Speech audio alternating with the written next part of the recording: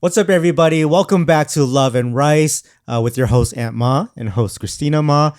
We've been talking a lot lately about fighting and self-defense and things like that. So now we're going to talk about how after all this fighting in our lives, like, how do we feel about all that now, you know? And so I used to get in a lot of fights when I was a kid, like starting from middle school, right? And like I said earlier, it's because of ego thing and pride, right? Because you want to be this popular kid in school and things like that. You want to be cool. So I would be getting, I think in middle school, I got in like maybe 5 or 6 fights. That's a lot. I just moved to the school too. I just went from being in Glendale from like preschool to elementary up until 6th grade. And then 7th and 8th, like I had this. Between 6th and 7th, I started living in Highland Park, which is an area that was really ghetto, a lot of violence and stuff. Highland Park. Right. And by 7th grade, I went to Arcadia, and there's so many just rich kids in that area, and I wasn't used to that. Yeah. But coming to this new school, people would just pick on me, right? And I was small. You were the new kid, yeah. Yeah, and then there's kids there that are like, who just flunked the same grade and they returned, and there's that one kid who was just so. Yeah, that's why I got into like 5 or 6 fights. People just always picked on me because I was small. Oh. But I would always punch them and they would fall down. And it's never like I fight for a long time. I would just literally sock them and they would fall. And I'm like, oh, cool. That's it. Yeah, I felt like that. I felt like you probably had a tough childhood growing up because you're on the small side. And I feel like for guys, that's a really hard thing to be able to take in, because for girls, when you're small, like we're already like insecure about it, like growing up. Yeah. But it's actually normal for girls to be on the small side. Yeah. So one time I was getting bullied, and instead of punching the guy, I straight up kicked him in the nuts. Oh no. And I was so happy I did that. But at the same time, when I kicked the guy in the nuts, he had no reaction. Oh. And I was like, that didn't even faze him? I was like, then I started laughing. I'm like, look at this guy. This is like during lunch when everyone was watching. And I'm like, look at this guy. I kicked him in the nuts and he didn't even, like, does he even have any nuts? I knew you said something like that, just knowing how you are. Yeah, I mean, but it's always just like one strike and then, that's it. Yeah. But there's this one time when I actually lost. And I never really lose the fights. You don't really lose the fights if you don't go down. But I kind of like, so there's this soccer player guy, and for some reason we got in an argument, and he hit me first. Oh. But because he's a soccer player, he kicked me. And Ouch. Soccer players kick really hard, okay? And this guy kicked me behind my knee. I would have never thought. Oh, and he knocked you down. He knocked me down. I couldn't get up because I felt like I sprained my knee. I couldn't walk, stuff like that. Yikes. And then, so when I got home, I got in trouble by my mom. And I told her that I needed crutches because I couldn't walk. And I got suspended from school. What about the other kid? I don't remember. I just remember me being traumatized by it. And so, I couldn't walk. And it was just really bad. And then I remember that my mom started yelling at me. And she got, she was so upset that I got suspended. And instead of asking me why I got in a fight or how this happened, I just got scolded. And Sounds about right, actually. Right? And I'm on crutches getting scolded. Like, I already feel bad. Yeah. And you're making me feel more bad. And I remember I started, I gave her like a little push because I got so mad. You pushed your mom?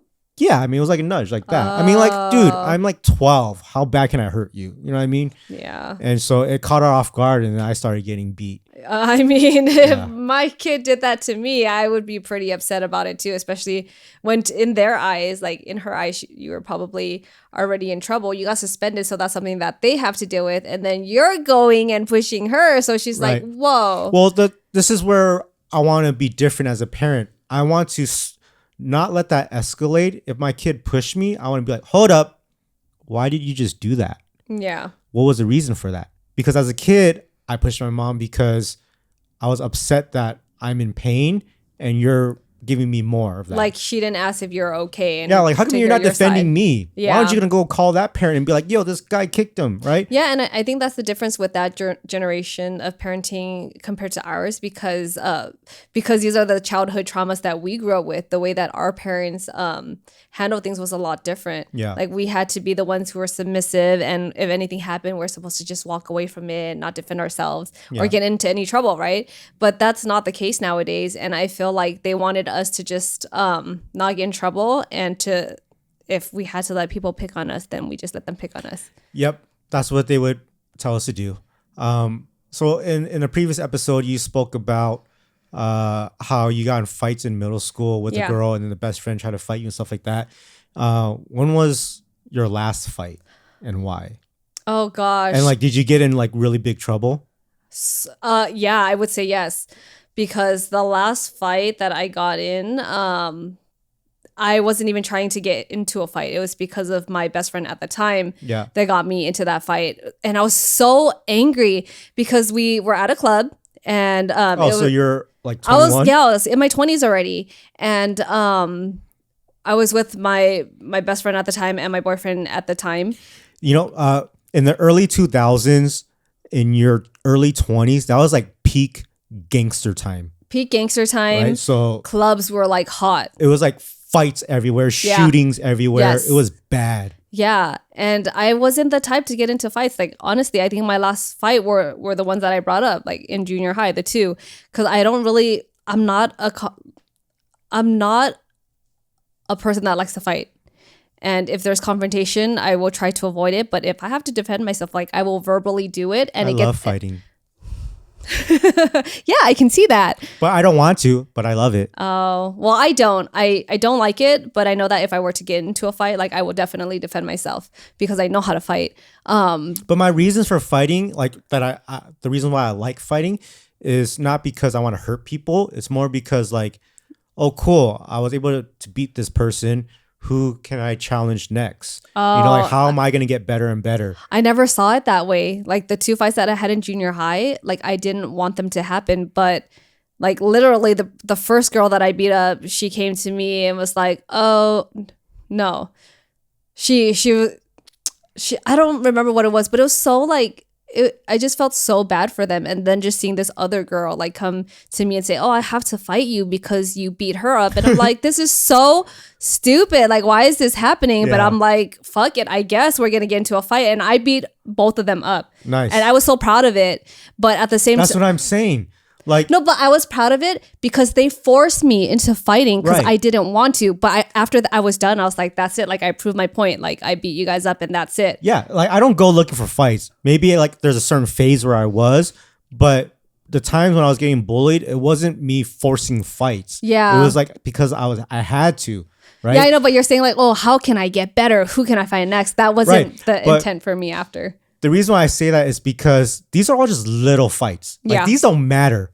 Like, this will level me up to the times when we're about to go through some robbery or kidnapping. And now I have the confidence to mess those people up. Okay. You know like, just knowing what you're capable of doing. For real life situations. Yeah. Fights in school are not really real life situations. That's like little stuff. Yeah. All right. I'm talking about the life threatening stuff. Right. I want to be ready for that. So that's why when I fight someone, I'm like, yes. Now I know that if I got to fight a 40-year-old tattooed guy, can I handle that? Yeah, I guess so. I mean, that's the difference. Yeah, I guess that's the difference because I really don't I don't enjoy fighting. But going back to the last fight that I had, I was in my 20s, and it was the end of the night. Everyone was leaving, so we're all like outside of the club, and there's this one Hispanic guy, and he was huge, like super tall and really big, and he was so drunk, and he kept bumping into everyone. And then my ex-best friend, she got mad. So she rushed towards him and shoved him, and then she took off. Why do girls do that? I don't know. And then, it's always the Asian girls. And she's shorter than me. She's smaller than me too. But she was a very problematic person, which we're not friends anymore. I think it's just an Asian thing, right? Like, I don't know. Was she Vietnamese? No, she was Chichao. Yeah, well, that's why. But she was a really shitty person. All Chichao girls, like my ex, is the same thing. They just have a fuse that blows off. I don't know. They're like Vietnamese girls. Same thing, like Vietnamese guys. You know, they can't control themselves. Well, her specifically, she was a very problematic person, and it took like something really extreme with her, now being married to that ex-boyfriend at the time. But that's how our whole friendship broke off. So it kind of tells you what type of person she was. But basically, with this fight, she like pushed this guy, ran off, and I'm just like bamboozled. I'm like, what just happened? And then it was like him and then his friends, and there are these other Hispanic girls, and they're like bigger than me too. And then they're just looking at me and saying stuff to me. And of course, I'm not going to back down. And I started talking shit back because I was like, that wasn't even me. And they were super drunk. Yeah, and I was sober. At this point, no one even understands the situation or what's going on. I was so angry. And then like we just rushed towards each other and got down. And I didn't even realize that during the fight, she took her shoe off and she was hitting me on the head. I had no idea because that adrenaline was rushing. Yeah. And then did I get in big trouble for it? Yes, I did, because we both ended up going to jail for the night. Yes. What was the charge? The charges were dropped. Oh, okay. But they just took us in probably just to like teach us the lesson, right?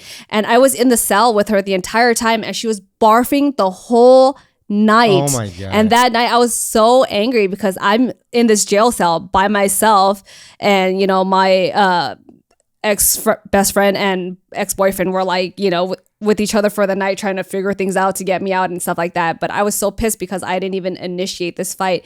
And the funny thing was, like, this girl, she was so drunk and she would be throwing up, and then she'd come and lay next to me. She's like, I'm so sorry. Like, I didn't know that it wasn't you, and da-da-da-da-da. And I was just so angry.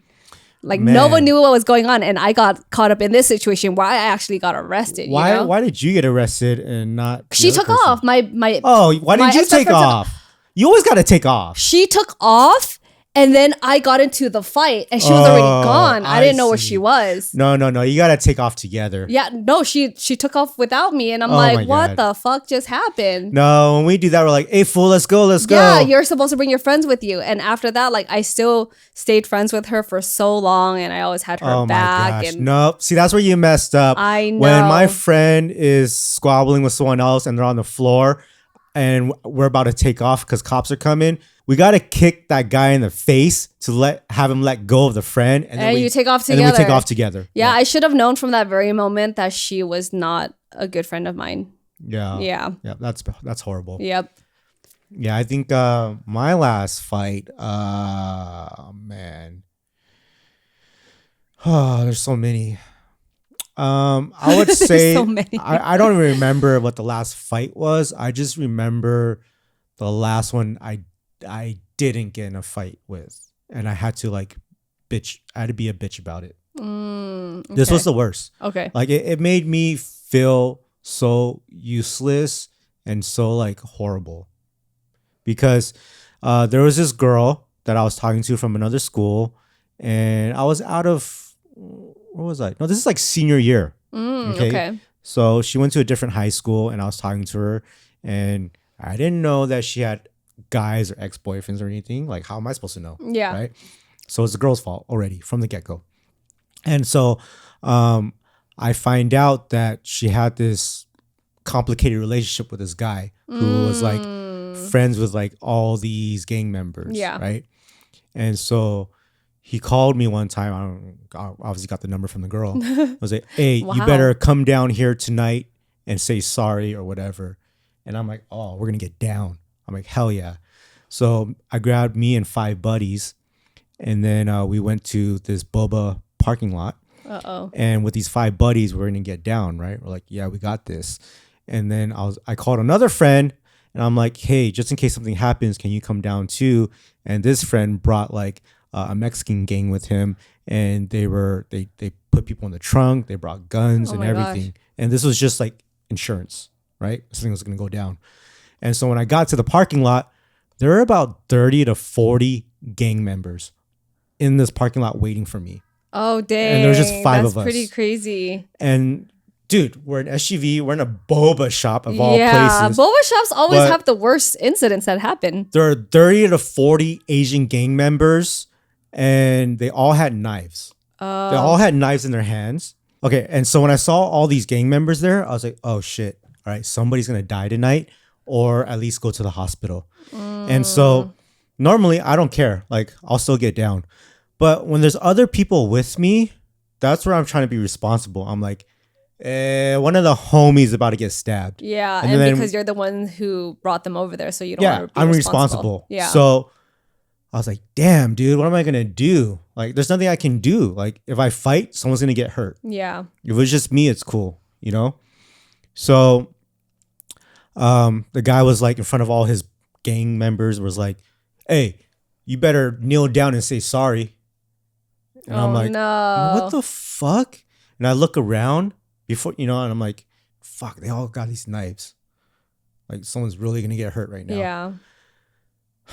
So, and then I'm thinking about, my friend that's on the way over with the Mexican gang and with the guns. And I'm like, all right, someone's really going to die because if my friends come to this parking lot and see this happening, then they're going to start shooting up. Yeah. And I'm like, all right. You don't want it to get to that point. I didn't want to get to that point. Too. So for the sake of saving my friends' lives or my life, I had to be a bitch and kneel down and say sorry. That's tough. That's a tough thing to have to do. And then we all walked away.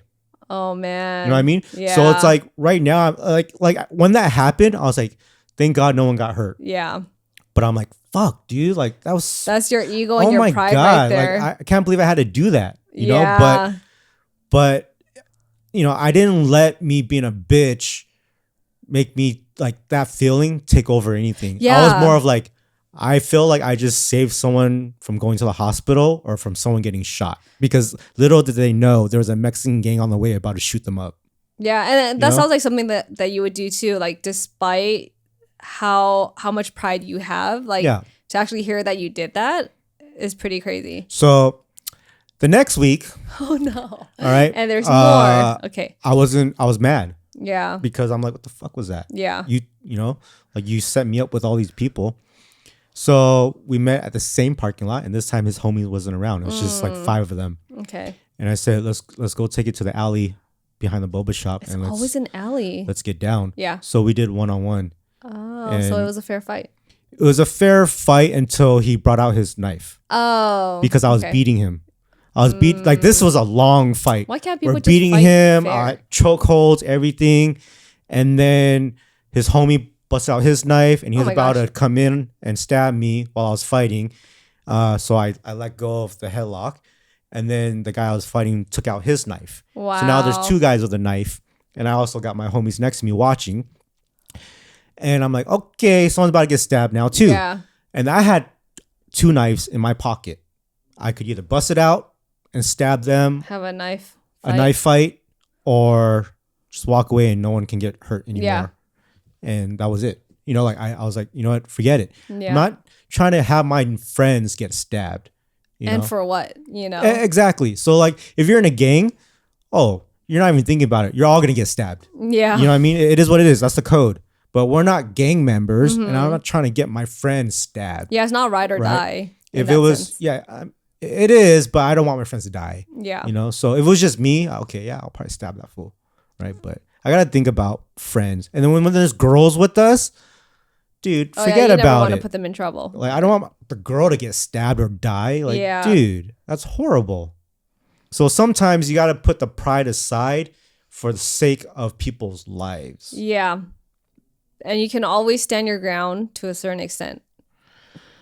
So to this day, I don't think I was a bitch. I just think that I saved people's lives. I think you did the right thing. Yeah, I even had to call my friend who was on his way. They had a Honda Civic, and they had like 7 people in a Honda Civic, and they had to trunk it, right? Yeah. So after I called him, like, hey, dude, turn around, don't come. Because it's bad. Yeah.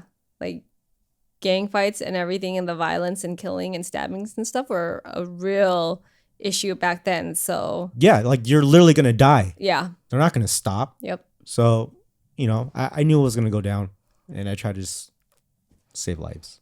Oh, man. So yeah, that's a part of my early 20s. So it went from little fights from middle school to high school, and then like gang fights in the early 20s. Yeah, it almost feels like guys get into fights because they have to prove themselves. I don't know. Like now I think about it, I'm like, man, those days were kind of fun. Like I wish that I could still get in a fight now, but at the same time, I'm like, I don't want to do that because I got kids, but I just miss fighting.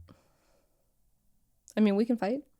No, like I'm just kidding. so I think like I should take up some martial arts and kind of let this stuff out because because I think you need certain outlets too because you're always working and so consumed in your own life and doing things that you think need to get done, but you actually need to like go exercise or go take classes, maybe even the kickboxing. Like I want to try it, and if I really like it, I think you should sign up for it too. I feel like that's a great way to release your I've stress. learned almost every martial art possible besides jujitsu, and I think when we get the kids in it, I want to do it too. I do too. I actually really want to learn.